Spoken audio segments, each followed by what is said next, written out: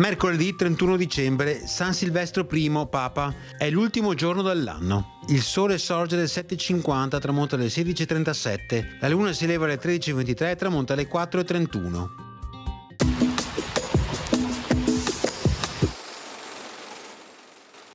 Solenne consacrazione a Venezia della chiesa di Santa Maria dei Miracoli. Costruita con le elemosine dei fedeli sul luogo dove era esposta un'immagine miracolosa, ne diede il progetto e ne diresse i lavori l'architetto Pietro Lombardo in collaborazione con i figli.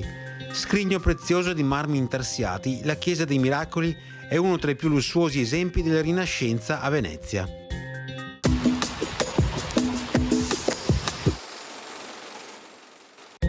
Le previsioni per domani: fino alla mattina sereno con possibili foschie o locali nebbie in pianura nelle ore più fredde, nuvolosità in aumento nel corso della giornata, precipitazioni assenti, temperature in pianura in ulteriore calo, sulle zone montane minime pressoché stazionarie, massime in aumento.